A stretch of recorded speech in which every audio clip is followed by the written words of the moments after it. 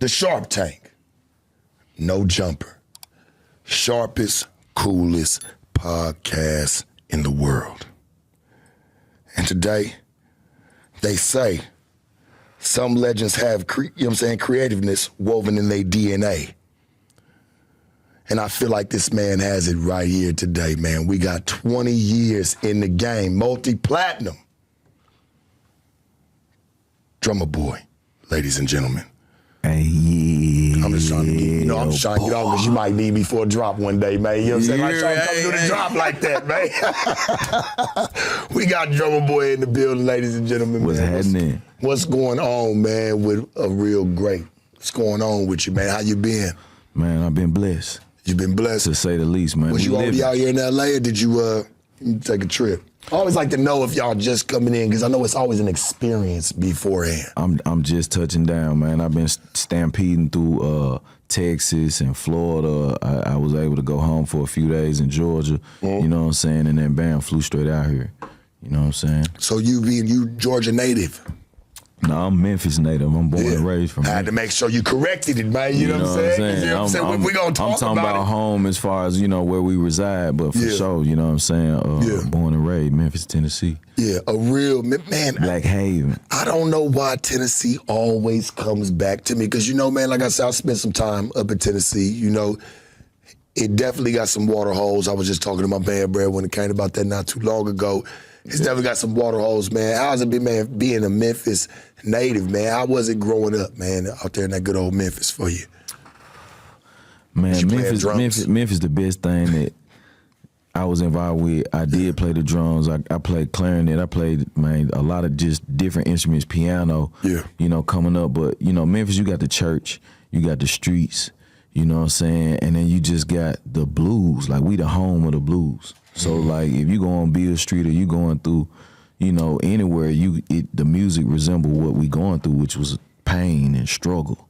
You know what I mean? And trying to make ends meet. So the blues is like the real sound of Memphis.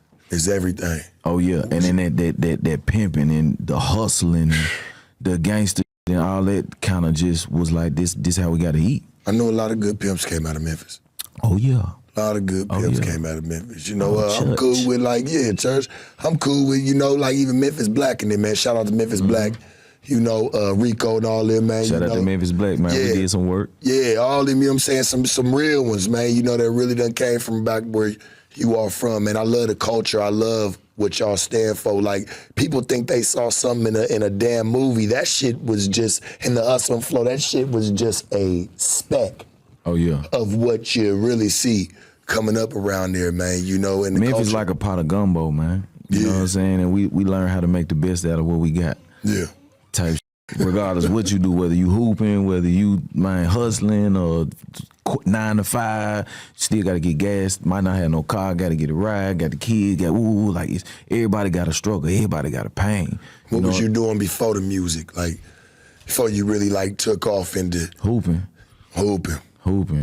You know what I'm saying? Hooping and flipping, on the bikes, dirt bike trails, you know what I'm saying, through the Haven. It was always just hooping. Like I had D1, D2 scholarships. You know what I'm saying? And I turned down my scholarships just because of how much money I was making coming out of high school. We ain't had a NIL at the time, you know what I'm saying? Right. And opportunities to make money. So, at the end of the day, I always thought I was gonna hit like 6'3", 6'4". If I would have hit 6'3", 6'4", cause I wasn't finna be no point guard in the NBA, you know what I'm saying? But I'm winning dunk contests in the high school, all kind of shit at 5'11". Like, man, let me hit 6'3", 6'4", would have been a different story. You know what I'm saying? But outside of that, I gotta be number one. This music shit, I know I'm gonna be number one in, and that's what took my heart. Yeah. Collectively, like for you, when did you not even feel like, but when did you start making beats? When did you start even around? Man. Other than instruments. Through Insane Wayne. That's and I say this too. My dad, friend in the orchestra, my dad was in the Memphis Symphony Orchestra, played first chair clarinetist, and his friend Mike Scott played the bassoon. And Mike Scott introduced me to this software called Band in the Box.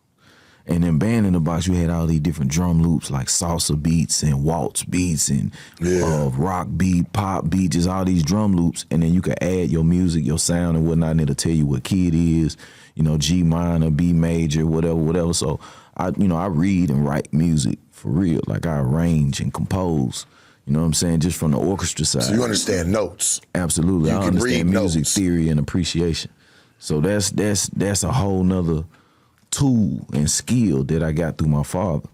Yeah. You know what I'm saying? And then bam, my brother give me that street and the MPC and it take me to my first studio. It's a rap. I felt like I was in a spaceship. Like I fell in love. Like, damn, bro, this shit crazy. Like, you know what I'm saying? The red lights, blue lights, yellow lights, you know what I'm saying? As a young, all this shit already going in my head. And I'm like, damn, I could play Beethoven, Bach, Sebastian, Mozart, woo, but I want to write my own music. I ain't trying to be like you, Pop. You know what I'm saying? And I had a difficult way of expressing that. Damn, you almost had kind of like and this is even a compliment. You low key had like a Prince upbringing, like where his dad sat down there and that's all he did was just play music of other people. Was one of the dopest pianists known to man back from where they was from. And Egypt Prince wanted to do something different. He was like, I can do all that, but I want to be more. It reminded me of if I was the son of Denzel Washington in Mo Better Blues. Right. Like if you seen the movie Mo Better Blues, like the shit he was going through, but then he got a son who coming up, amazing musician. So you learning all of these different things, from your father. At the same time, I had an older brother who was one of the top barbers in Memphis. My brother was cutting in Dynasty 1. He cutting with the best on. He was cutting Paul and Juicy. 3 6 Mafia hair. He cutting Ball and G hair. He cut, you know what I'm saying? So as a young came in, man, let me sweep hair for you, bro. Orange Mountain, boy, MJG. Yeah. Orange Mountain. Absolutely, man. Let me just be around this, bro. I'll sweep her up there. You know what I'm saying? And then I'm playing my beats and woo. They laughing at this shit at first when I first started making beats. You know what I'm saying, man? Yo, J, man, going on with this shit, man. Get this shit out of here, man. Hell no, man. You know what I'm saying? Man, hell no. Turn this, man. Turn the radio back on, fool. You know what I'm saying? And that's what just giving motivation and inspiration, and then he's showing me certain shit. He got me around the greats like Slice T, Paragon, you know what I'm saying, Jazzy Faye. I'm around the your brother goats. It is my brother, Insane Wayne, R.I.P. You know what I'm saying? So it was through him that I got engaged and introduced in so many different relationships. Some of the top DJs, DJ Superman, DJ Just Born, you know what I'm saying, Howard Q, a lot of guys that I got introduced through my older brother, and then I just started taking off with it, bumping the Gotti. You know what I'm saying? Life. I got it inevitable entertainment days from the beginning. You know what I'm saying? We did damn near the whole Life album between me, my producer Swizzo, and my brother Insane Wayne. It's like 12 tracks. Yo got it. Absolutely. You know what I'm saying? And bam, he was Lil Yo. He was dropping projects since 96. That's the first trap rapper I worked with. So that's why, a lot of people forget about Gotti because, in Memphis, we got an underground scene. We don't really got no major labels in Memphis. You got selecto hits. You got like local independent, but you ain't got nothing major. Well, I feel like Yo Gotti. You know what I'm saying? And it was an underground scene. Correct me if I'm wrong. I feel like Yo Gotti kind of Birdmaned himself. He a GOAT now. Like, correct. I don't think it's the music side. Like, he could do music. Yeah, he could drop an album, but his business game is so savvy that I've never heard nobody that signed to his camp complain. You hear niggas like complain around like, oh man, they ain't doing nothing for us over here. They ain't doing nothing for us. Gotti show you what he do. Gotti was the first seen by himself off a deal that didn't go right. Once TVT deal didn't go as planned, he bought himself back. Like, who was this again? Say that one more time. TVT. You know what I'm saying? Yeah. TVT Records, man. We did the single, Shout It. I got white, shout it, cheap price, shout it. You know what I'm saying? We've been talking about this, you know what I'm saying? Yeah. And at the time when they was talking about trap and this and that, like you had to really be about what you was rapping about. You know what I'm saying? Between Tip and Gotti, then it was Jeezy and Gucci. You know what I'm saying? You just didn't hear about Gotti like that as you heard of Tip having a major label and backing and putting a coin on it like trap music. Yeah. Like claiming like this trap music. You worked with T.I. in his early days. From the beginning. You know what I'm saying? Like, did you ever think he was gonna be where he's at today? When you first worked as soon as I'm Serious dropped, you know what I'm saying? It was like that put the stamp on it that, man, he was official. You know what I'm saying? Like once I'm serious, Joe, it was like, and you know, we hearing this as it was being made. As I'm trying to be on the album, I met with Jeter several times, man. I'm playing beats, trying to get off beats or get on the album. I missed the first album. I missed the second album. I missed the third album. I missed the fourth album. I think Paper Trail was either the fifth or the sixth album. I'm on Paper Trail, four songs. My Life, Your Entertainment, What Up, What's Happening, Ready for Whatever, and You Ain't Missing Nothing. You know what I'm saying? So as a producer, you just got to keep coming. You was with him when his hat was tipped to the side. Oh yeah, so fresh out. You know what I'm saying? I was one of the first approved visitors to go to the crib. He don't do it like that no more. But I remember what he did, boy. That was it, man. Tipping his hat, man, far to the side. But it feel good to come through for cats, and even when they down, you can pick a nigga up. Yeah. Whatever they going through, that's the story, and we gonna tell that shit in this music. Yeah. You know what I'm saying? And that's what I've been able to do. Rocco, I'ma Do Me, first song. You know what I'm saying? Walker, No Hands. You know No what Hands was. You know what I'm saying? Do you feel like that solidified that, man? Like, man, that No Hands was. First song I did with Plies, Shawty. Crazy. You know what I'm saying? That joint was crazy. Out the gate. First Swing King. First song I did with Drake, Money to Blow. You know what I'm saying? So it's like, you know what I'm saying? And even warm-up records like Get Your Gangsta On for Jeezy and Look and Trap Niggas I did on Boys in the Hood album, just evolving to Jeezy going solo and dropping that first album. And to speak on them, right? When you were working with Boys in the Hood, did you ever get a sense that Jeezy or Gorilla Zoe were stars in that group? Gorilla Zoe wasn't in the group at first. It started with Jeezy, Big Duke. I'm just speaking overall, like where it's at today. You know what I'm saying? Like where the dust has settled. Man, it was Jody Breeze, Jeezy, Gee, and Big Duke. You know what I'm saying? So I'm talking about the original, and it could have been something else. Yeah. They say Rick Ross and T.I. could have been a part of it and whatnot, but Block. Shout out to Big Block, you know what I'm saying? He making this happen. So he took the best out of what he could get. All right, I got Big Dude, I got Geek. All right, I got Jody Breeze and Jeezy. That's gonna be what it is. And then bam, we go. Them boy got work. Them boy got fire. They out of here. Yeah. You know what I'm saying? I did 2 album songs on that project, but just being able to work with these cats and working with these guys. My manager was a manager for Jody Breeze. You know what I'm saying? They was moving around the world, you know what I'm saying? Like my manager, I'm just the upcoming producer trying to get on. Like, man, you need to work with Jody Breeze. First song we did was Stacking Paper, featuring Slim Thug. So it's just them shots shooting in the gym, and Jeezy go solo. I end up doing standing ovation. This is my first platinum plaque. You know what I'm saying? So it's them relationships that build. Like every swing, you might hit a ground ball. Yeah. As long as I got on base. You see what I'm saying? I want to know, because I want to ask you, because you seem like you know a lot about Jeezy, and maybe you can clear this up. Like, do you feel like BMF helped change Jeezy's persona and how he came out about music? Because BMF was about music. It really was a label. It really had, you know what I'm saying, some real artists around. Do you feel like they were the ones that changed up like his whole persona? Because when he first came out, nigga, he had on the Timbs with the rolled up pant leg and, you know, bandana. He was kind of more on like a New York style. I feel like kind of changed up his whole narrative. Man, Jeezy was that period. Jeezy was standing on his own Lambos, having the money in all the spots, and most importantly, he had to work. So you say he wasn't put on, he had the vision. Yeah, he already made himself for sure. He was definitely, you know what I'm saying, evolving into one of the biggest things in Atlanta. Yeah. And he happened to be like, man, all right, bet, bumping the family, and man, show them around the city. So everywhere he go, it really like applied pressure, if anything, because it was just like, man, every time you see, man, just so many people like that mobbing with you know what I'm saying, like just this music that's just so. It was like a new fresh energy in the streets. It was motivation. It was like inspiration for real. It was like, man, the new God. So you really feel like Jeezy was the one that turned the tables? On what? For just that whole situation, you just say it was just a whole different vibe. It was just a whole different Jeezy was the biggest thing coming out in the streets, period, of Atlanta. You know what I'm saying? I mean, I remember this, but I was never, could I ever say that I was sitting there? You had to be there to know.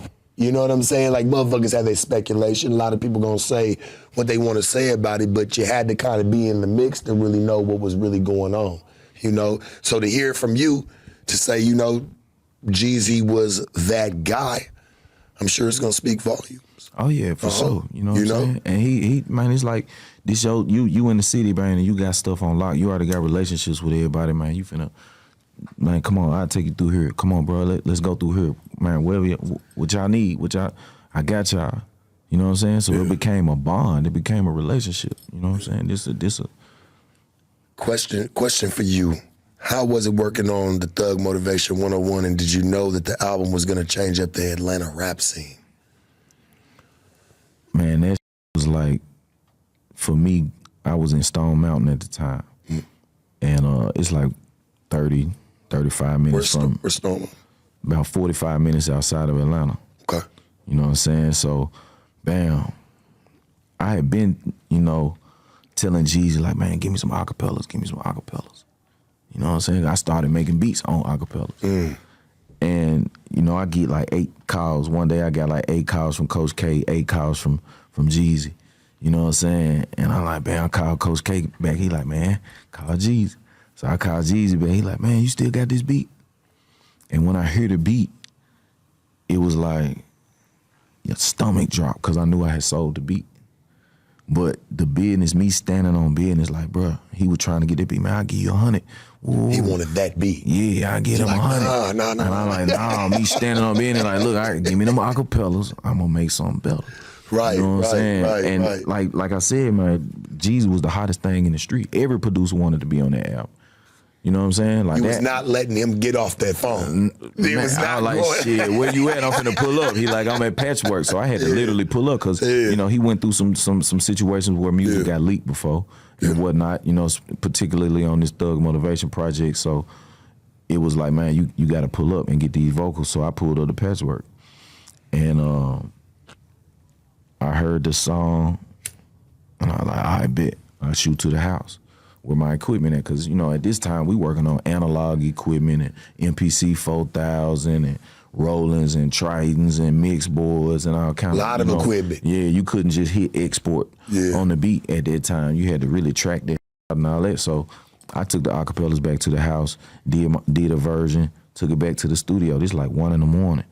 He listened to it. He like, that ain't it. That ain't it. So I like, I bet. Shoot back to the crib, do another version. He turning in Thug Motivation album in the morning. No bullshit.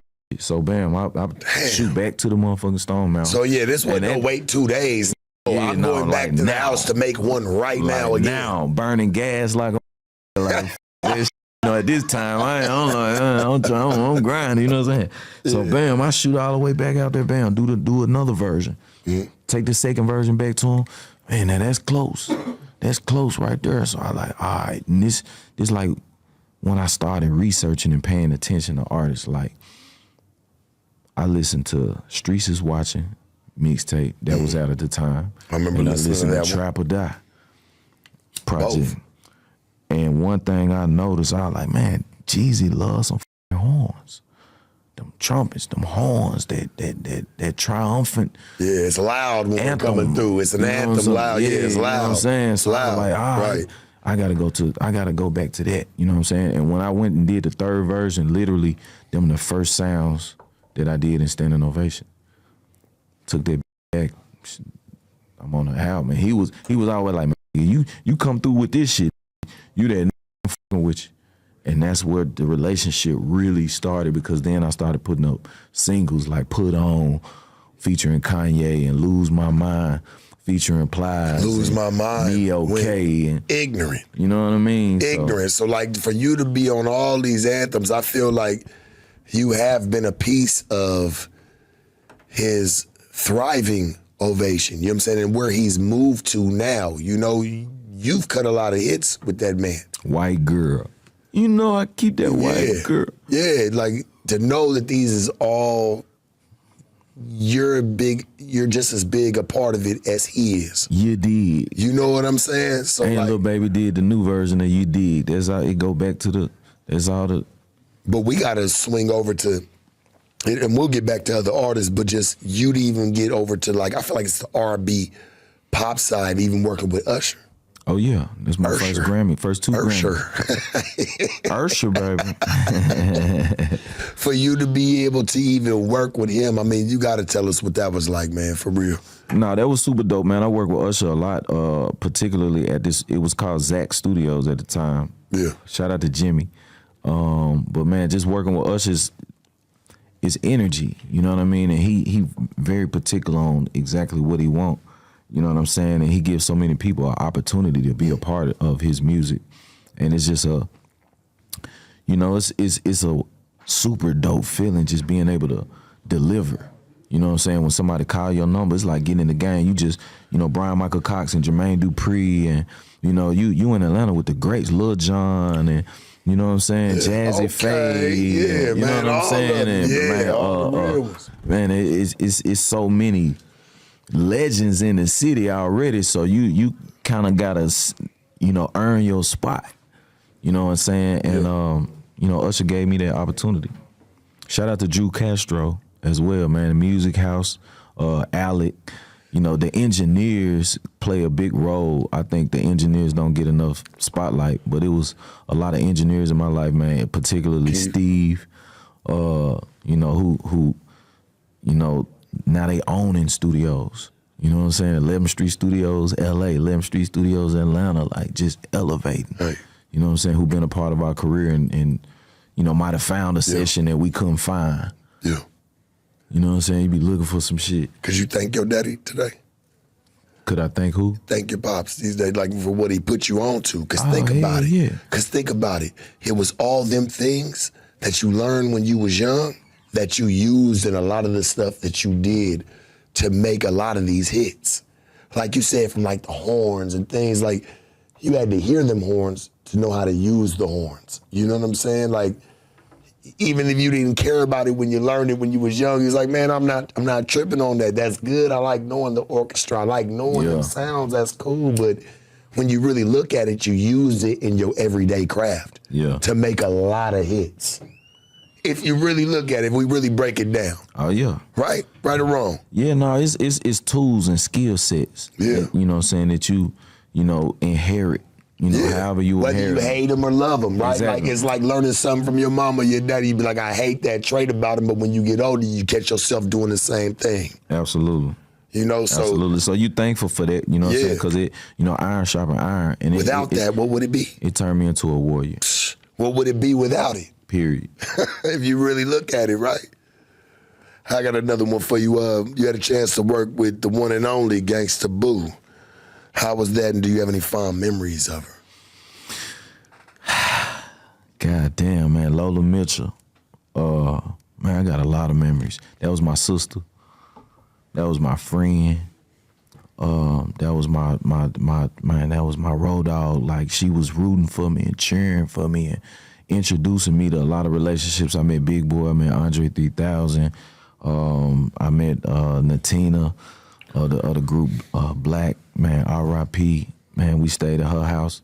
I slept on Boot couch, man, numerous nights. Like, not just having enough gas money to make it to Atlanta, play my music, get some placements, and make it back to Memphis.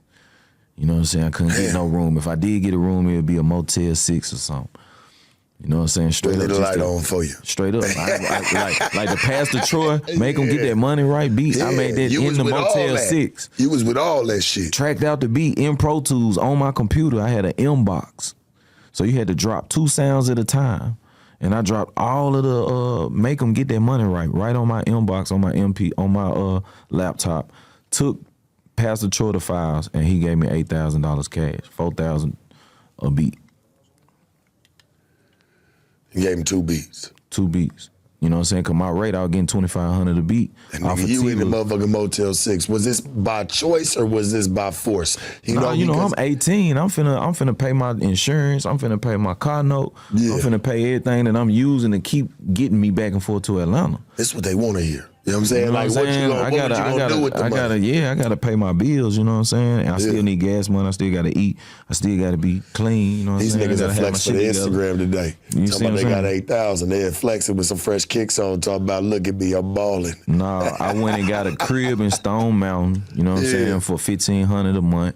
And I had a 3-bedroom, you know what I'm saying? So it was the biggest amount of space I could get if I go out far, you know what I'm saying, outside of Atlanta. And I brought my brother and Swizzo down here. You know what I'm saying? And Bam, like, come on, bro, we got a house, we got a crib. And we finna drum squad. You know what I'm saying? Straight up, R.I.P., man, Insane.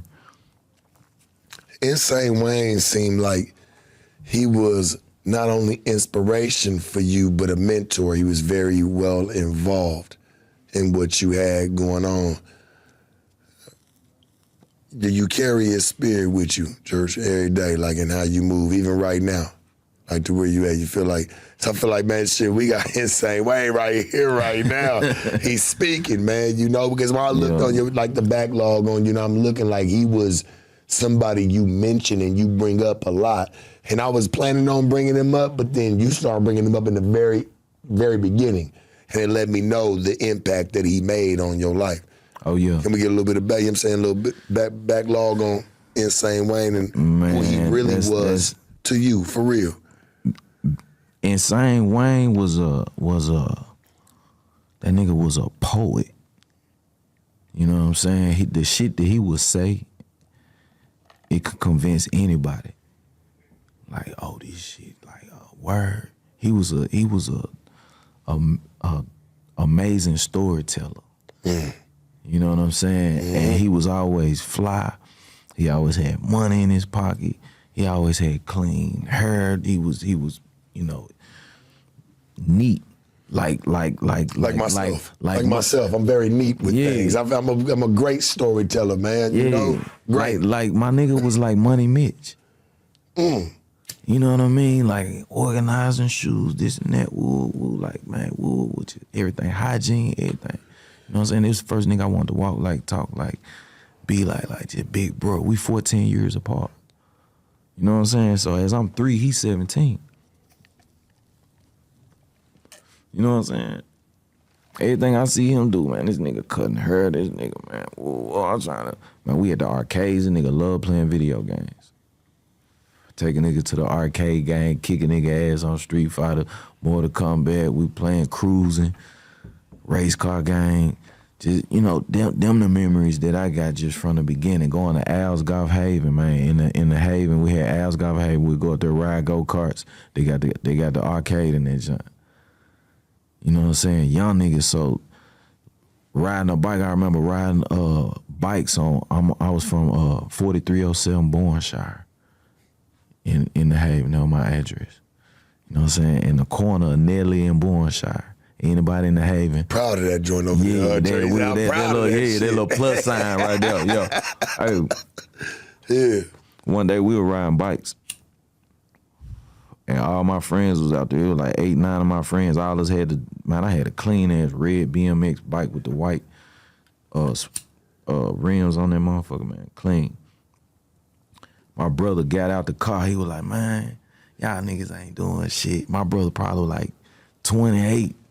You know what I'm saying? He probably like maybe, I don't know, he probably like 22, 23, somewhere around there. Yeah. You know what I'm saying? Man, that man jumped out the car. He's like, give me your bike right quick. That nigga jumped on my bike and popped a wheelie and was doing that motherfucker all the way up the hill. Like it's a slant going up Nelly. You know what I'm saying? And that shit, I'm talking about he riding that motherfucker all the way up the hill to where we couldn't even see him no more. And went on, kept on going. Then he came racing that jump back. All my friend was like, damn, that nigga did like 20 mailboxes, bro. We'll count how many mailboxes you could do. That's some country shit. Yeah, nah, it was just like, he was always. How many mailboxes can you do? Yeah, how many mailboxes can you do straight up? I've never heard no shit like that, so that's new. Like, the niggas say, yeah, how many mailboxes can you do? them the memories I had, bro. You say you look up to him for the small thing. Yeah, he just was always like doing magic right in your face. You know what I'm saying? Yeah. He would do magic right in your face, like bro, I'm talking about even with the music. Like he'd play on the piano, you know what I'm saying? And just be playing for hours and hours, and I'd be like, bro, like what is going through your head? What is going through your, bro?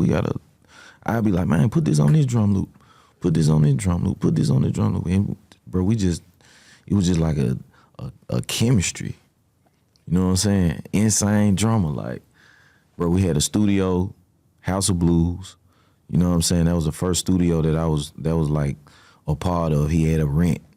Okay, we got to pay this amount every month. We got to come up with this money. So we had artists coming through. We working on our own projects. We selling beats. We selling studio time.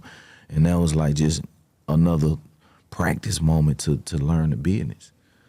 You know what I'm saying? And to understand how shit go, like every form and fashion of hustle, and turning that 1,000 into 10, that 10 into 20, and reinvesting in that new equipment, you know, new sounds, new energy, you know, perfecting a beat like Dr. Dre say in Chronic.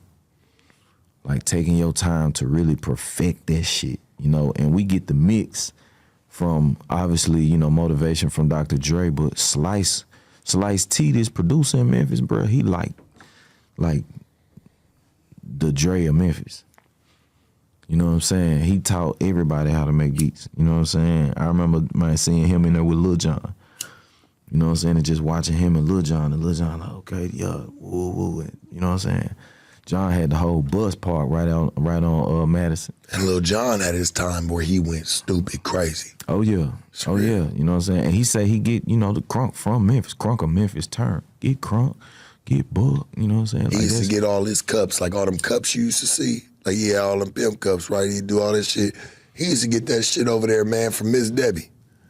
Miss Debbie used to sell for like 73rd, man. He used to go get me Miss Debbie. Shout out to Miss Debbie. Miss Debbie made all them cups. Yes. She used to make all them shit. So anything you see, even with the glasses, all that shit, Miss Debbie made all that shit, man. Shout out to her, man. She retired now. But nigga, I still got cups from her, bro, that you'll never see again. Shit she made me years ago, all the way up into probably a couple years ago, 3 years ago before she retired. That's crazy. Yeah, that's what she's, Paris Hilton, she made all that shit for all them. Anybody you ever seen with a cup, something that was like that was sparkly, that had some type of shine, she made all them joints. Yeah. Yeah, for That's sure. crazy, man. That nigga love them goddamn cups. He love them cups. Guess what, man? Miss Debbie, Miss Debbie used to tax his ass for them motherfuckers, boy. She used to get all of them, but she made them all one of one, one of none. Yeah. You'll never see it again. However she felt about them, when she made them, she meant it. Yeah. And it was something that you would take pride into. That's what's up. If you can. I want to know, like, you know, just with Insane Wayne, like, what happened? Like, what? With the situation? Yeah, like with the situation, why you know? Man, you know, it just came down to an unfortunate situation where niggas talking shit, going back and forth, you know, challenging each other over the phone. You know what I'm saying? And man, they got to arguing at the store. My store manager called me like, man, hey Jerome, they got the guns out. I'm like, what? Man, shit. Before I could even hang up the phone and you know what I'm saying, I hear pop, pop, pop, pop.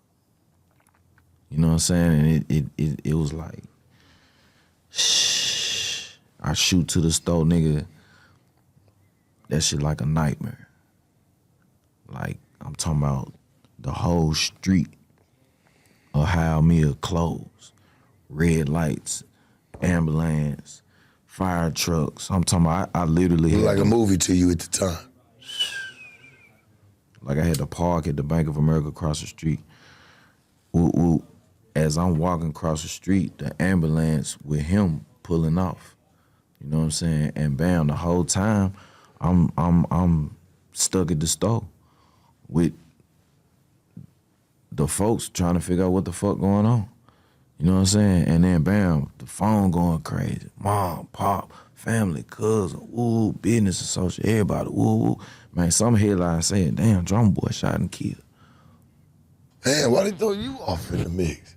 I'm talking about it was just all the niggas. Cause y'all that close, like they know. People didn't know who what. They ain't know who was what. You showed up in the mix of it. They, you know what I'm saying? So it was just a lot going on. You know what I'm saying? I get it. But it was just it's some shit that man we could sit down and talk about. Type shit. You know what I'm saying? My nigga wasn't no killer. My nigga wasn't. You know what I'm saying? That one no intention. Niggas just arguing. Niggas just egos. You know what I'm saying? And it's like, bam, all right. You know what I'm saying? And it is what it is. Like shit, we ain't, it's, you know what I'm saying? Bro got it. Self-defense. You know what I'm saying? So it's like. So wait, no. So you saying that, the other person that was involved in the altercation, when all was said and done, you say he got a self-defense charge. Correct. From it all. Correct. You know what I'm saying? And then, you know what I'm saying? It like. Hey, I feel you. It is I what feel it you. is. Just because of the circumstances, like, you know what I'm saying? It's just a unfortunate situation, bro. That's the best way I can, you know what I'm saying, relay that shit. Yeah. Straight up, like, it's unfortunate. Well, I'm sure you miss him. Because the shit we be arguing about, it's nothing. You know what I'm saying? The bullshit don't be nothing, bro. I'm talking about it ain't no money, no bread involved, no. Ego. Come on, man. It's ego what in the we way. Doing? Ego be in the way, bro. Me and you both know that. And I feel like, everybody who's trying to have it, because I feel like they put us in that space, Drumma Boy, where it's like survival of the fittest. You got to outshine the next nigga. You got to outgrind the next nigga. Niggas is bumping heads, bro. It's gladiator school. It's like it's gladiator school, homie. Everybody, got maybe an anger issue or something like that, or things that we go through, and that's why it's really important we talk to each other, we support each other, we do, grievance meetings. You know what I'm saying? Like you've been seeing, I think ATL Top 20 just did a artist versus DJ, and we talk about our grievances and whatnot. Like we need more of that, bro. You know what I'm saying? To really like understand each other. You know what I'm saying? And prevent the deaths and the murders for no reason. You know what I'm saying? Because again, like the topic, the subject is not even worth it. I gotta ask you, and I know you respect it. Like, are you being familiar with the dark and like that evil sound and production that comes from Memphis? You know what I'm saying? With other producers and just even working with like Project Pat and people like that. Where do you feel like that? You feel like that's where that sort of sound come from? That, cause them niggas been cutting it. Memphis got it. Like, nigga, hey, even 3-6, nigga, with the smoke clear. Like, it's some other shit that be really going on where y'all from that the people don't get to really see because there's no light in that shit. It's all darkness. Man, it's expression. Yeah. It's art. Oh, like a motherfucker. It's art. Like a you know motherfucker. What I'm saying? And we just rapping about what we going through because this what a nigga know. Yeah. Nigga ain't finna be fake and be rapping about some shit that I ain't going through. Like this what I know, this what I come from. Take it or leave it. Like, you know what I'm saying? This what motivate me. You know what I'm saying? And it's like I could be doing what I'm rapping about, but I'm in the booth now. So it's almost like, this the only person that understand what you saying is the mic. And you gotta just lock yourself in, and a lot of the people that I seen do that, man, it's been very lucrative. So you don't believe in cap rap? You don't believe, you didn't come from that era? You don't believe in where niggas is capping about their lives? Because see, when I came up, I always felt like music was an expression of what you've been through. Now, you got a lot of niggas saying, I ain't never been through none of that shit. I don't know nothing about it. I just know it's a style. So you gotta rap about what you've been through something. Everybody been through something. Yeah. You know what I'm saying? And a lot of the music, like you look at Lil Donald or look at, man, the songs that he made just for women or going through this, or you got a purpose behind the song or a message behind the song, like, okay, this song for the people who, you know what I'm saying, whatever, you know what I'm saying, depression or whatever. Like, them the songs that hit the deepest because it's real. Regardless what you going through, it could be, man, jumping down a meadow. It could be country boy, whatever, like, bro, whatever you from, whatever you represent, whatever story you got to tell that and be true to that. You know, and I think it resonate as opposed to, you know, sometimes you got writers, which is, you know, you want to have inspiration, you know what I'm saying, or you might be given a song like, hey, we want you to do this song. Yeah. I know this might be it's a very simple question. You know, I know it's for people that they just be wanting to even know, for somebody your structure. How much have you ever gotten for selling a beat? Like, how much is the most expensive beat you ever sold? I'll say like 50. 50. That's doing damn good. You know what I'm saying? That's doing damn good. Yeah. But you know what I'm saying? That's like, doing damn good to me. If it ain't even shitty and it's hella fair. Man, I like that. Yeah, no, I like to stay, you know, affordable, man, because at the end of the day in advance. Affordable, nigga. 50. Come on. No, but you know, gotta be for real about it. I go lower than that, you know what I'm saying? But it's gotta be, at the end of the day, it's an advance. Yeah. You wanna be able to recoup that. You know what I'm saying? A lot of the songs, man, I made millions off of. So I wanna continue to do that. I wanna, man, follow the formula behind that. You know what I'm saying? And if you do that, then you'll eat on the back end. You know what I mean? So it's about teaching the business and making sure that each client that I work with has that budget in place to be able to market it properly and push the song and so on and so forth. So, you know, it's a lot more to go into it than just how much you selling for the beat. So pretty much you saying your price ain't the next nigga price. Pretty much. Like, don't try to go pushing around. If I fuck with you and I got something that's for you that I feel like this is where I can sell this to you for, hey, be cool with that. Don't just go say, hey, I'm just selling my beats for 10, 15,000. Yeah, you know what I'm saying? It's got to be a vibe. Yeah, it's got to be, you know, a vision. You know what I'm saying? As well as a budget. Yeah. I love how that budget was just lingering. It's just hanging off the cliff. Yeah, as well as it's got to be a vision for sure. Mm-hmm. Also got to be a budget. Straight up.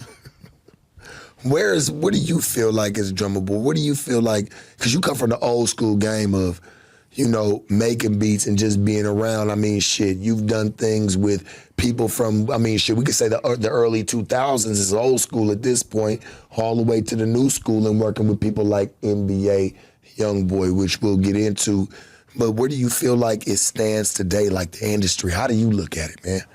I mean, you can say it because in all, you really don't got to fight in it because you don't put your voice out, you put your music out. So, or your beats, you know what I'm saying, your tracks. So people gonna buy them regardless. You're not really in that war, but just to hear your philosophy to it. Come on, take a breath. We here, church. Come on, I want to know like your philosophy to what go on today and just. It's a lot of cats that's dope. You know what I'm saying? I think at the end of the day, it's a form of expression. It's like basketball or the NFL or sports. We see young niggas coming in the league every year. You know what I'm saying? Yeah. New teams getting built, new designs, new strategies, new plays. I think with the rules, just like in the NFL, they say that a lot of the rules have tended to fuck up the game. Yeah. Same goes with the music industry. With the technology and the evolution from selling actual physical product, which we would sell as CDs. You remember that part? Tell us all a little bit about that part. Like an actual something you can put in your hand. You know what I'm saying? A book, not something that I buy and then maybe 8 years later, man, what the shit that I bought on? They tried to compare Michael Jackson the other day to Taylor Swift. I said, come on, man. This is digital copies. And like Love to Taylor Swift, right? Like she up. But Michael Jackson, people had to walk in the store, wait in a line. Like you said, they had to go and get that physical copy, right? That physical copy, that to me, that's the real shit. That's the real of music. Is when motherfucker had to really go get up, go wait in a line for your shit to drop. Oh, yeah. I feel like it killed a lot of it for the artists today, like when the TRL and all that shit stopped, where people can go shop their shit, people go buy the actual album. Yeah, it's like, you know, actually going and getting that kill and getting on the water, you know what I'm saying, and catching it and gutting it and woo. It's going to be more. Yeah. It's going to be more into that. And that's going to be a whole memory and experience within itself. And I think we missing that. just the actual experience. So you remember that war? You say you remember that war, like when you had to get it was hands-on combat. Oh yeah, you was going to the local stores, you know what I'm saying? You was fighting for certain records and trying to get the record before it sold out and whatnot. You know, now streaming and whatnot, like you might change a card and forget that you changed the card and your subscription won't go through. Ooh, your account get canceled. You know what I'm saying, or something. Now your whole catalog of all the music that you done bought froze. You know what I'm saying? As opposed to being able to. That's why vinyls are so. You know, I seen in Japan it was like this vinyl store. It was like 8 stories, but just of all these different vinyl records that you could listen to. You know what I'm saying? Like the vinyl record is still gonna be like popular. Absolutely, it's gonna be valuable. Well, speaking of popular, a lot of Memphis style like funk music is becoming incredibly popular online, and you know, becoming trending sounds on TikTok. Do you like the fact that the sounds is getting more popular, or do you feel like they're stealing the sound? I like the fact that, you know, the sound is Memphis sound right now is like one of the most sounds you hear today in trap music. Yeah. You know what I'm saying? It's one of the most sampled. Yeah. And just our beat, our energy, you know, is like people want that shit. It feels Why you feel good. like that is? It feels good.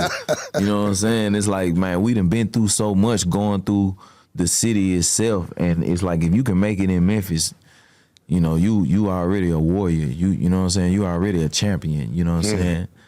And you know, you share that energy with the world, and hence throwing up the M every city I go. You know what I'm saying? And repping Memphis and just putting on for the city, like literally. What you think about the John Morant shit? You want to speak on that? Man, John, my nigga, he going crazy. You know what I'm saying? Incredible athlete. I hate he got injured. You know what I'm saying? We rooting for Ja. We love him in the city. We support him in the city. We stand on that, man. We standing on business, man. Ja one of the best in the business, man. Can I ask we you, wouldn't be who we honestly, are right now, identity-wise. He is the face of the NBA still. You know what I'm saying? And people want to, you know, see him come back, you know? I mean, I could be in speculation, but I'm going to throw it out there. Like, did he really get hurt, or do you feel like they're just making him take a break? You know, take a break. You can't they didn't like him shooting at the little section. And, like, to me, I felt like it's harmless what he did. But, you know, with him, people don't even understand, like, how rough Memphis can get.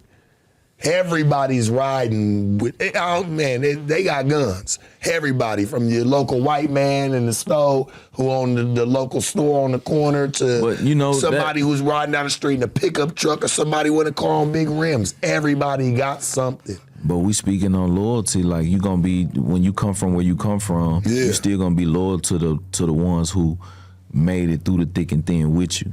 You know what I'm saying? So who he loyal to, I'm the same way with me and my people. So I can't be the judge, because I'm gonna stay loyal to me and mine. So if that hurt me, you know what I'm saying, then so be it.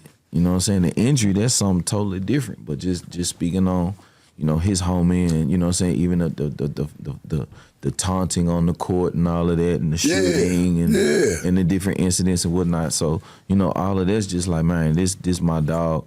And, you know, after so many incidents, it seemed like they finally parted their relationship. But, like, because it's been crazy, you know, and just to even hear, like, and I know that show dog. Like, but I'm just like, fuck, he gets hurt all of a sudden. Now he's out for some more games. I don't know if this is a ploy. You know, we don't want to see that. We got to lose this season. Our record is horrible right now. You know what I'm saying? So, like, man, you know, now young niggas might not want to go to the game as much or whatever. You know what I'm saying? And now back to doing something other. So, you know, we try to keep positive energy in the city. And, man, at the end of the day, we don't have many outlets of positivity. You know what I'm saying? And the Memphis Grizzlies like one of the only things we got. Somebody hold on to. Yeah, so we gotta stand on that, man. We standing on that, man. Memphis Grizzlies, man. You understand what I'm saying? Yeah. You been I see you been fucking with, you been trying to like you been trying to get into movie and film? Been trying to do your thing? Absolutely. We got a few documentaries we working on. Obviously, the book Behind the Hits. Yes, going which crazy. I also want to get into, you know, at the, for sure. at the end, so, you know, that message resonates. Absolutely, you know, absolutely. But man, the documentary, working on those. And then, of course, I've done scores for different movies, Blood First, super dope movie, street film, some folks out of Pittsburgh. You know what I'm saying? So, man, definitely check out Blood First. That's on Tubi. And I also did Holla 2. You know what I'm saying? Scary movie. Tierra Marie was in that joint. Vanessa Bell Calloway, Omar Gooding. You know what I'm saying? And it's dope doing great ones. Scores, doing jingles. Man, I did Walmart commercials. I did Shoe Carnival commercials. Shit, you know they don't even know. Like, man, like when you be listening to you listen to Walmart shit, licensing you don't even know. Be like, damn, I made another couple million just there and licensing and sync. So you know, it's always dope to be able to match the emotion of motion picture. You know what I'm saying? And telling the story, because you can see something of dialogue with no sound. And as a producer, at least me, you know, it's certain moments where it's like, okay, I can feel what they saying, and what they saying has to match that sound, that music. Good friend of mine, shout out to Mark Late, that also runs the Soft White Underbelly. You know, fun fact about him, he used to shoot like all the Burger King commercials.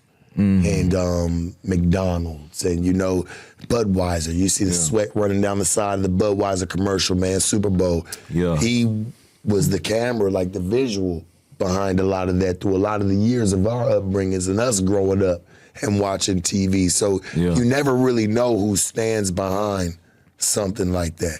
Oh, yeah. I grew up watching Isaac Hayes, and obviously a big fan of Quincy Jones. Yeah, and just John seeing Quincy the Jones music, for real, that real shit. The music that he did, the theme songs that he did for intros for TV shows, you know, the Fred Sanford jingle, things like that, man. You know, those jingles, man, real jingles. You know what I'm saying? Just putting that, just the mindset to even be able to do that. And Isaac Hayes, just looking at, you know, what he's done as a producer. A lot of people know him as an artist, not even hip to him on the level of a producer and what he was writing and arranging and producing and whatnot. So, you know, I'm just a fan of the music. You know what I'm saying? I'm always appreciative of the ones before me, and do my best to, you know, deliver my best, you know what I'm saying, voice and contributions musically. I see you have fucked with some of the youngsters in the music game. And there's one that sticks out to me because he always be in the tabloids. We always be talking about him, something that he got going on, his NBA YoungBoy. And, you know, you've gotten, you know, the pleasure to work with him. What was that experience like, you know, going and linking up with him on the music side, not even like an interview side? Because we see him on the interviews or him making some comments, that's cool. But what was it like making some music with the man? Man, it was dope working with NBA, man. He's super dope energy. And man, I hate all these RIPs, but man, it's stories behind this shit and it's memories. But RIP Young Greatness, because you know, he was in a situation with Birdman, and you know, that's who invited me to the session. So Young Greatness was like, man, I got a session up here. I literally thought I was working with Young Greatness originally. Yeah. And then once I get to the studio, Birdman like, hey, I got NBA YoungBoy coming through. So, you know, me and Bird fan, like, anything he needs, shit, all right. Young Greatness was super dope. He was just like, bro, I ain't tripping. This ain't my session. Y'all go ahead. So NBA YoungBoy pull up, walk in the studio. He was like, play me something. You know what I'm saying? I played like 2-3 beats. Literally, he like pulled that up. He wrote the whole song. You know what I'm saying? And shit, he put on the headphones, literally went through the whole song. He was like, you fucking with that shit? I listened to that shit, woo, woo. Then he played it loud. He was like, that's Birdman verse on the second verse. He was like, you know what I'm saying, this my shit, bro, woo, woo. You know what I'm saying? And then this Birdman verse right here. And then Birdman came in the studio, listened to it. You know what I'm saying? He like, all right, everybody out the studio. You know what I'm saying?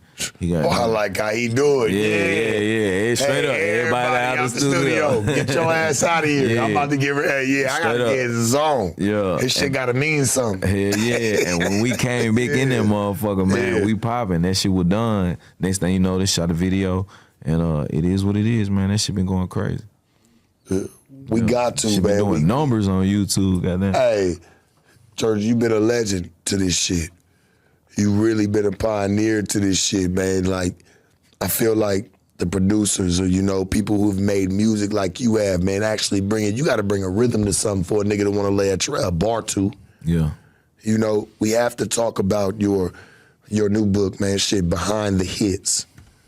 And I really want to, and you actually put your name on this one right here, man, So to have your name on this one, like your real name with who you are as, somebody who creates art, like what's this book mean to you and what message do you want people to get out of what they read? Man, long story short, handle your business. Make sure your business in place. Because it's 90% business. So that's the shit you gotta focus on. That's gotta be the priority. You know what I'm saying? And then the talent is the passion. That's what you gonna bet your heart on. You know what I'm saying? All of that type of, you know what I'm saying? Even with betting, you be like, man, be careful betting with your heart. You gotta bet about the business. You know what I'm saying? Like, it's that same mentality, bro. Like, and once you master that shit and understand that the gift that you have, this gift, man, God gave it to everybody. Everybody got an opportunity to be something in some form or fashion. And once you understand that role and really own into that role and master that role, it's like, okay, then you start to become a triple threat.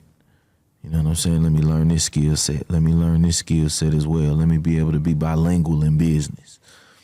You know what I'm saying? And doing, other things by scaling businesses and hiring the right people and the experts. So you say the music is really all about business. Hell yeah. I always felt that way too, because you'll hear the most trashiest song on the radio, right?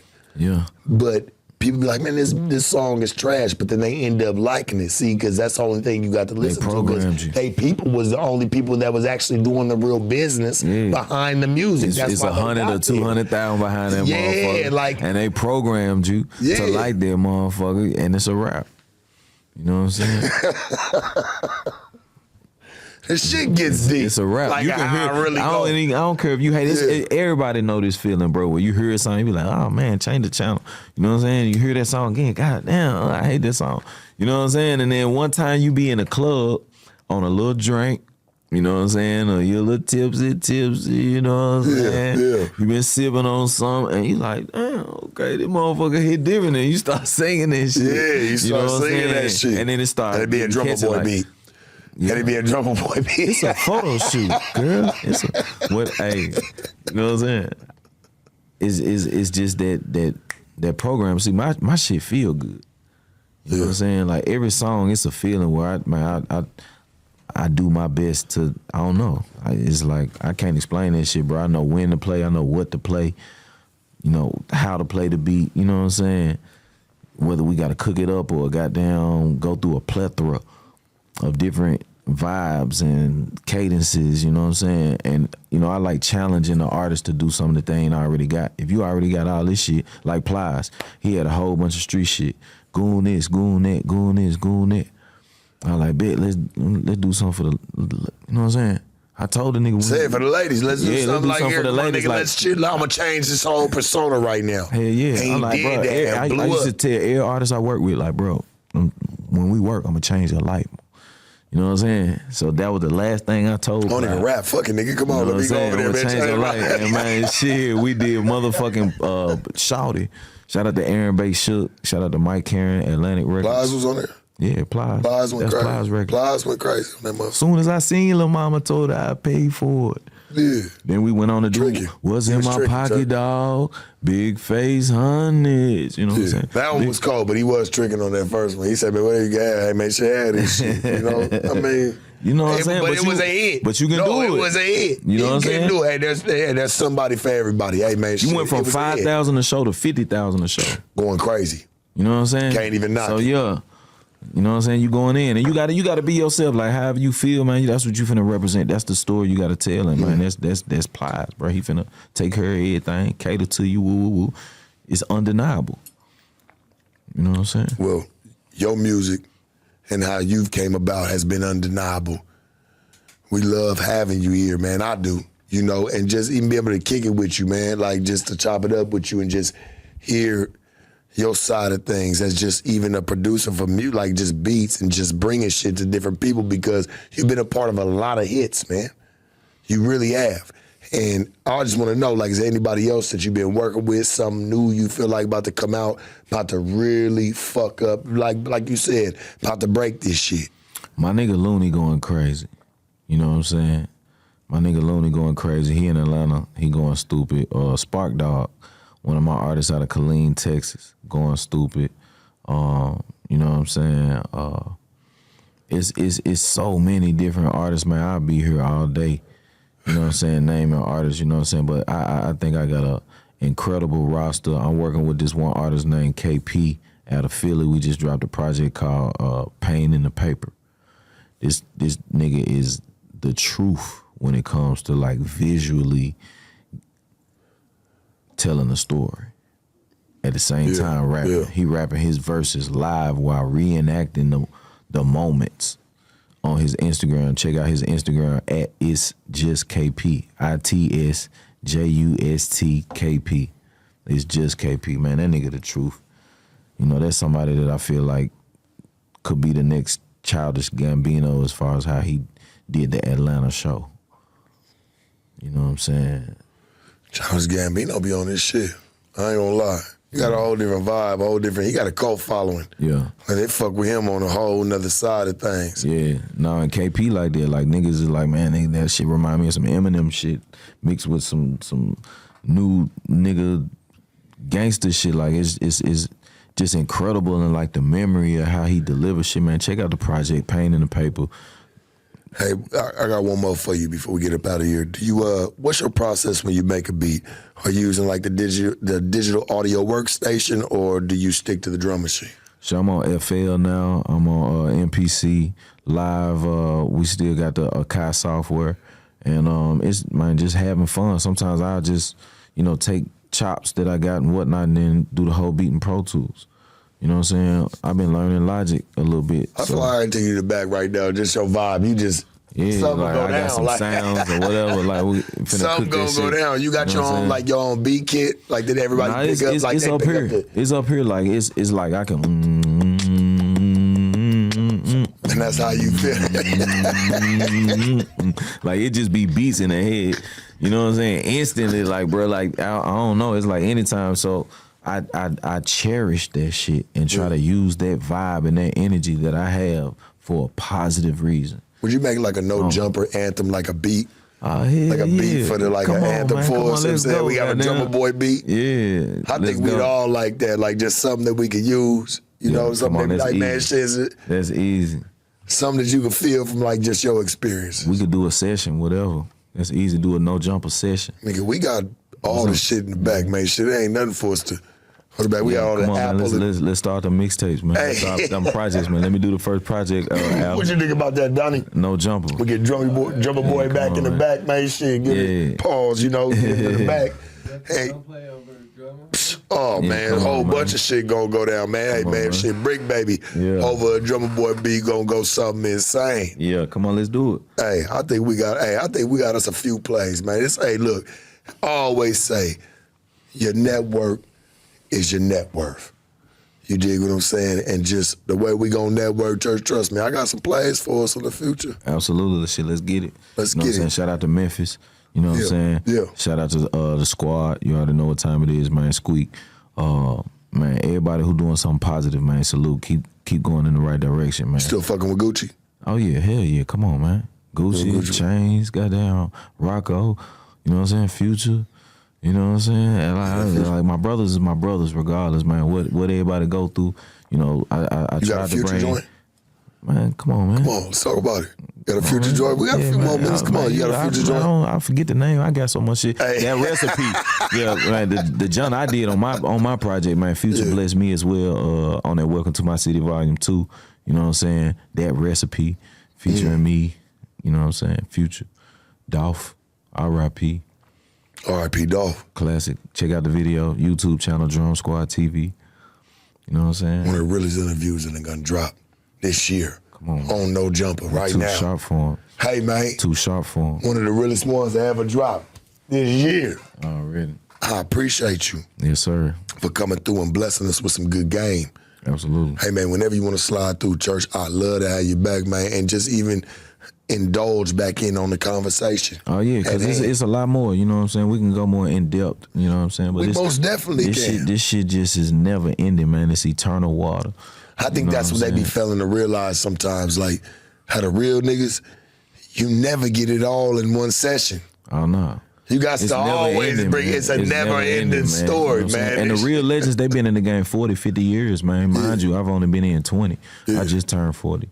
You know what I'm saying? Yeah. So I'm like, man, I feel like this is the prime, you know what I'm saying? And the best is yet to come. Here I Am is one of my favorites, mind you. Rick Ross, Nelly, I got a lot of dollars I can spend on my own her. Yeah, you know what I'm saying? That's one of my favorites, you know what I'm saying? That Drumma Boy live shit comes, you know what I'm saying? We got a whole nother, you know what I mean, elevation and growth, you know what I'm saying, and positivity, man. I just pray my young niggas can make it to see this age and this feeling. You know what I'm saying? We got to goddamn figure this shit out because it's bigger than that shit that you feeling at the moment and that mentality. You know what I'm saying? And whatever you going through, man, talk to somebody. If you need a big homie, man, I'm here. Reach out, DM me at Drumma Boy Fresh. This shit bigger than this music shit. Drumma Boy, you ever been caught like any of them rap beats? Because, you know, your beats are very well sought out. They're popular. Nah. So, like, you know, where it be like you got two high-profile niggas, right? And they start to cut ties. Because it be a lot of problems in this game now to where niggas don't be fucking with certain niggas and they feel like their camp is their camp. Have you always stayed neutral? Have you ever had to fall to a certain side? Oh, I got my own side. You know what I'm saying? I'm the side that you have to come through. This the one side that's gonna actually do something positive for you, genuinely. As well as we're gonna do business, and it's gonna be profitable for you. That's the thing, like you know what I'm saying. It ain't no running off with the plug and this and that. Like, we're gonna do good business, and you're gonna make money off of this shit. You know what I'm saying? You're gonna elevate. Every time you do business with me, look at the numbers. Whoever done spent money with me or ever bought a Drumma Boy beat, look at the numbers. You know what I'm saying? Screaming out there at the cameras. They out there, man. They screaming at the TV. It's about right making profit. Yeah. You know what I mean? And being able to deliver and elevate and grow. You know what I'm saying? And continue to figure shit out. You know what I'm saying? It's gonna be ups, it's gonna be downs. You know what I'm saying? But my Dre and you know, you look at Timberland, you look at Swiss Beats, and you look at, man, I got my squad. I always been squad, drum squad. Niggas know what it is with me. We was walking 50 deep with drum squad shirts on, with Got Beat shirts on. You know what I'm saying? Marketing, flyers, stampeding through the barbershops and nail salons and clubs. And you know what I'm saying? I'm waiting on artists after their shows. I'm supporting their events. You know what I'm saying? Hey, bro, Drumma Boy, good to meet you, bro. Ooh, here go a beat CD. You know what I'm saying? I'm going through the thick and thin. I'm staying up to 5, 6 in the morning. Beat CD. Listen to that. Like giving niggas, man, demo tapes. Here, my nigga, real promo. Yeah, here's here you go. Promo. Yeah, and then like I get a call, my number on that motherfucker. That's how Rocco called. Or you want me to make you something new. Yeah. You feel like I got a sound to make you something new. I feel that shit. So it's about your grind, your hustle, and the pain and the struggle and the shit that the nigga been through. You know what I'm saying? To get to where I'm at, nigga, that shit a lot of, you know what I'm saying? Pain, it's gumbo. It's some happy shit. It's some, it's like everything, bro. And you just fighting for that shit. Like, bro, can't nothing stop me, my nigga. Particularly your daddy being your biggest hater. You know what I mean? Should we label your interview that? I'm like, man, hey, man, I'm throwing uppercuts like motherfucking. Hey, Drumma Boy speaks on his daddy being his biggest hater. Would you think? That'd be a cool title. Drumma Boy speaks on his daddy being his biggest hater and more. But look, straight up, we had $100,000 bet. You know what I'm saying? Who? Me and my daddy, cause like, you know, my dad was in the orchestra, bro, and a lot of, you know, church with listen, that. So listen, I ain't really had no babysitters. So the orchestra literally was my babysitter when I was with my daddy. You know what I'm saying? My mom and Pop divorced when they had me. So anytime I'm with Pop, he either in a rehearsal or he practicing. Like 80% of his life, he. Oh,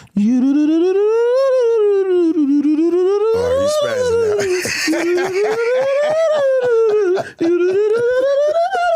Crashing out over like here. straight up doing scales and all kind of, bro. 6 in the morning, I wake up to this shit, bro. It's like I'm sleeping good, woo, dreaming, and then in my dream, I'm hearing this shit, bro. You know what I mean? It's like I would hear that day in, day night, at the end of the night. It built you know you, what I'm saying? My nigga. So it was those things that just, you know, prepared a nigga, you know what I'm saying? Built mentally. the fuck out you, bro. You know what I'm saying? Yeah, you are who I'm talking to today because of that. You know what I'm saying? But it's that patience from that, being able to deal with that too. Yeah, that's crazy. Patience. That's mania. So I can be in a room full of niggas. Sound, you still sleep. All these niggas talking in like no hands. When I made no hands, nigga, everybody was in the room celebrating. Gucci had just came home. You know what I'm saying? He booked the whole studio, bro. I did 2 songs for Gucci in the A room. I shoot to the B room where my equipment at. Bro, it's a room full of people in that motherfucker. Everybody, and I'm making a beat. You know what I'm saying? It just started.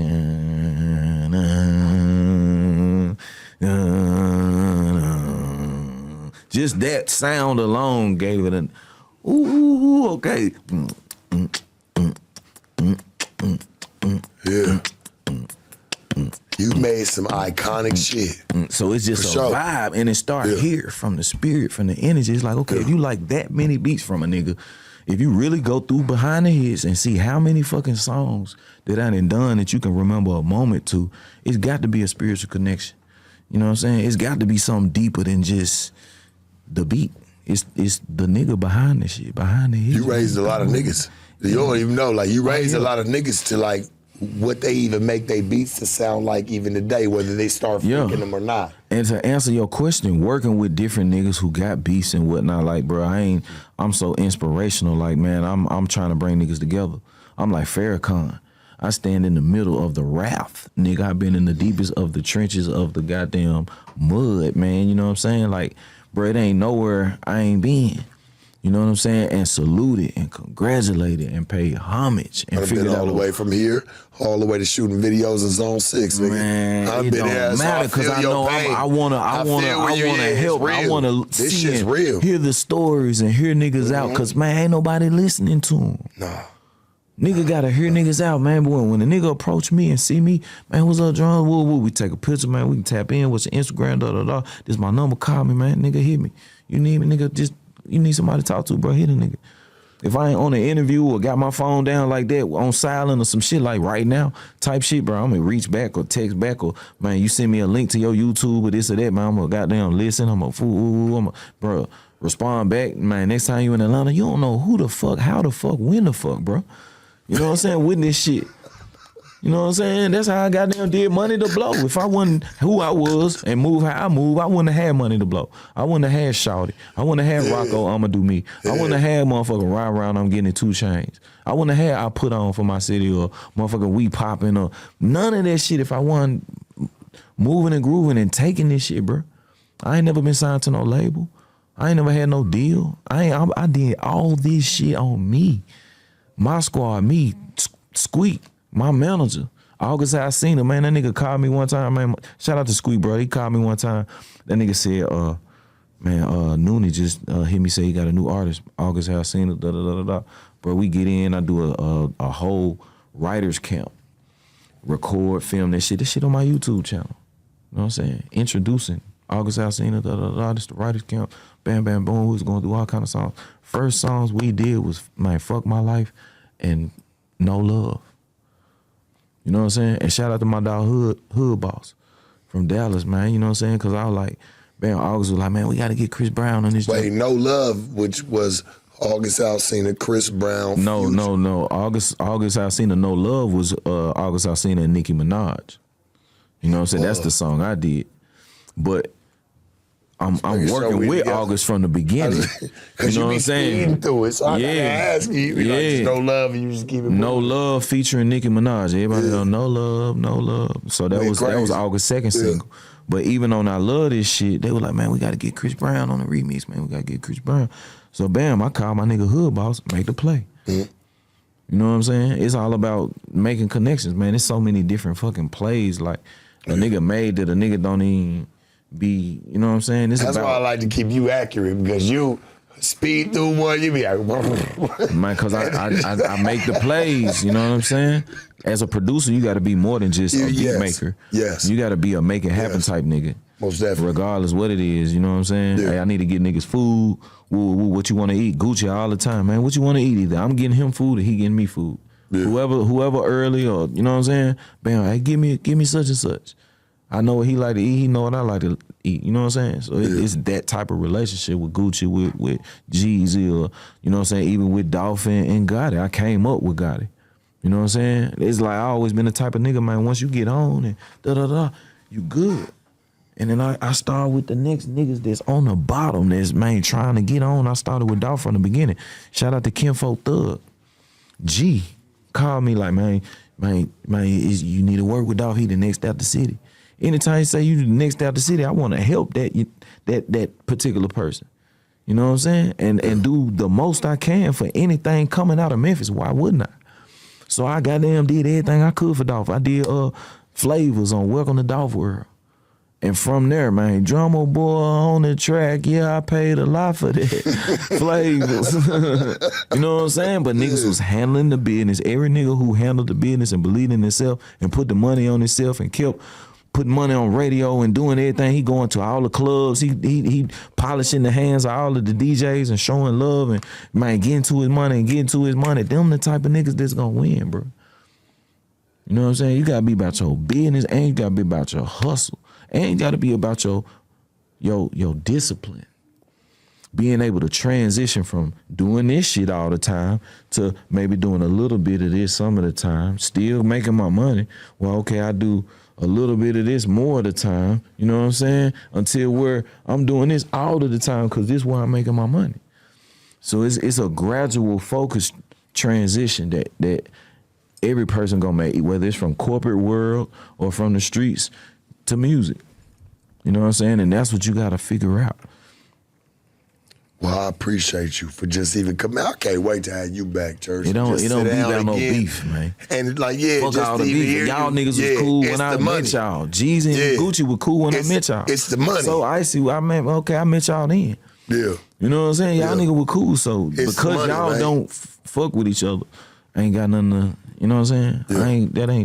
Y'all figure that shit out. But in the meantime, bro, can I get y'all on the same track? You know what I'm saying? I be like, bro, I'm trying to get both y'all niggas on it. You know what I'm saying? Yeah. Like, I'm trying to bring this shit together, bro. Tennessee, Tila, I put Yo Gotti, Criminal, man, Tila, Slice T, Maru, brother. Yeah. You know what I'm saying? And, bro, I put, like, Haystack from Nashville, white rapper. You know what I'm saying, bro? I'm unifying. Haystack was going crazy in Nashville at the time. And that was when we first got the Tennessee Titans. So we did an anthem for the Tennessee Titans on Double Dose, Tila album. That's an OG pimp. I'm a young nigga doing this shit. I'm on the hook. Tennessee, 23s, we keep it clean, man. Tennessee, in the land of goody, Tennessee. You know what I'm saying? Yeah. And just coming with that vibe, bro. If you don't speak up, you ain't gonna be heard. It's I always gotta be about on being the track, heard. bro. I gotta be on the track, man. Nigga gotta see me, man. All the biggest rappers in the game, you see them because they rap, they vocal. Yeah. Lil Jon, Kanye, Dre, Swiss Beats. You know what I'm saying? Nigga can go on and on. Manny Fresh. You know what I'm saying? The biggest producers, man, you see they face for real. They are artists too. We the ones coming up with the shit. You know we got some shit to say. Or got a motherfucking ideal, you know what I'm saying? Got a hook or a cadence or a vibe or whatnot, or pattern. Man, get niggas buku flows. Everybody who work with me know that. So, you know what I'm saying? Just value your spirit. Never sell your soul and you'll be able to have that eternal water, bro. I swear to God, it's that simple. Church, we about to go make a beat in another room, man. We about to go throw you on something. We about to catch us a Drumma Boy beat. He too much in the zone. We got to catch us one when a nigga be in the zone. Church, I appreciate you. I already salute. For sliding through, yes, sir. you hear me? Yes, sir. And fucking with me, man, and just sitting down and just bringing some transparency to what's really going on and, you know, just your travels. Already. No, you know, anything I'm on, I want to, you know, motivate, inspire, encourage, uplift, enhance, you know what I'm saying, motivate, and just provide a big brother. A safety net. Yeah, we need some That's OGs live. out here who uplifting, man. You know It's what I'm not saying? enough. Shout out to 1500 to nothing too, man. 1500 to nothing, Sound Academy. They doing amazing things. Rance, I'm proud of you. Motherfucking Mars. You know what I'm saying? All my guys, Laurent. You know what I'm saying? And Brody. You know what I'm saying? All them guys, man, they're incredible, man. That's inspiration for me. Hey, church, we love you. We appreciate you for sliding through, man. Already. Hey, Drumma Boy, ladies and gentlemen, the Sharp Tank, no jumper. Sharpest, coolest podcast in the world. We going triple-double after triple-double, man. Hey, Donnie, shoot us out the motherfucking gym.